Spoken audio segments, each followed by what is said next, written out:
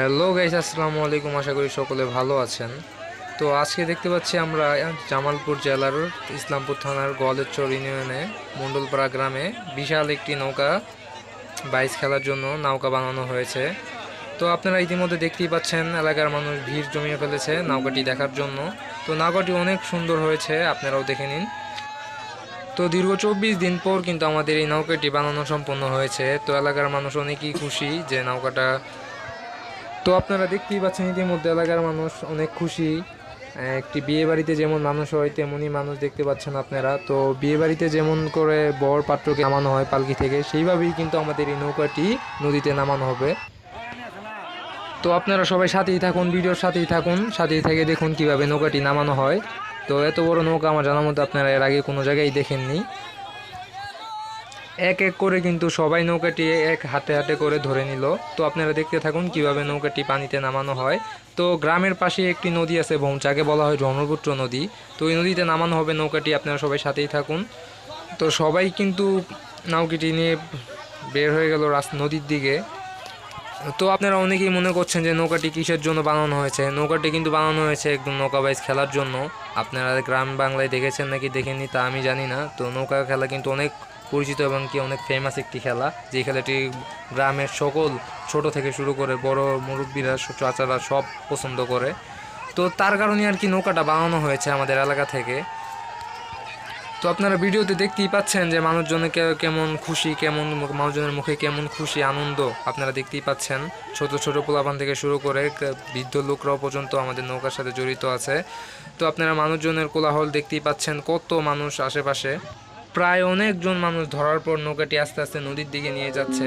তো আপনারা দেখতেই পাচ্ছেন নৌকাটি নদীর দিকে নিয়ে যাচ্ছে, সকলে মিলে একটা টান টান উত্তেজনা।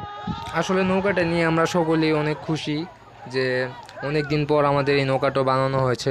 আমাদের গ্রামের মুরব্বীরা অনেক দিন থেকে উদ্যোগ নিয়েছিল নৌকাটি বানানোর জন্য। অবশেষে নৌকাটি সম্পূর্ণ হয়েছে আজ। এই খুশিতেই কিন্তু আমরা সবাই একত্রিত হয়েছি নৌকা বানানোর জন্য।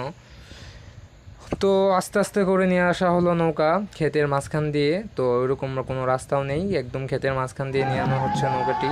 সকলেই অনেক খুশি নৌকাটি নেওয়ার জন্য। তো আস্তে আস্তে এসে পড়লো নদীতে, ব্রহ্মপুত্র নদীতে। তো দেখতেই পাচ্ছেন যে কীভাবে আমাদের নৌকাটি নামাচ্ছে। নৌকাটার কিন্তু বিশাল একটি নৌকা। তো আপনারা দেখতেই থাকুন নৌকাটি কীভাবে নামায়।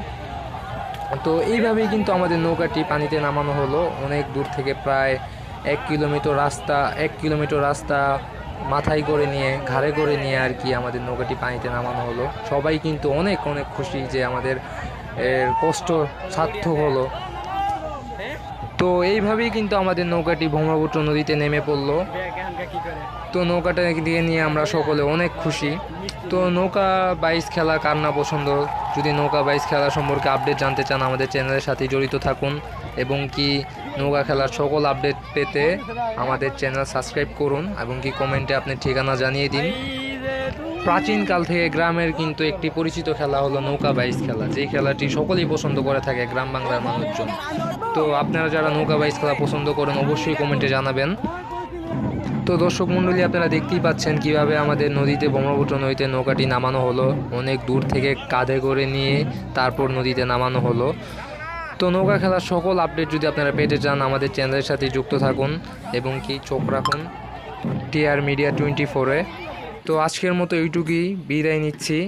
দেখা হবে পরবর্তী ভিডিওতে। তো এই যে আপনারা দেখতেই পাচ্ছেন নৌকাটি কিভাবে চলাচ্ছে। তো নৌকাতে কিন্তু অনেক একে একে অনেক বাইসেল চলার পর নৌকাটি চলছে।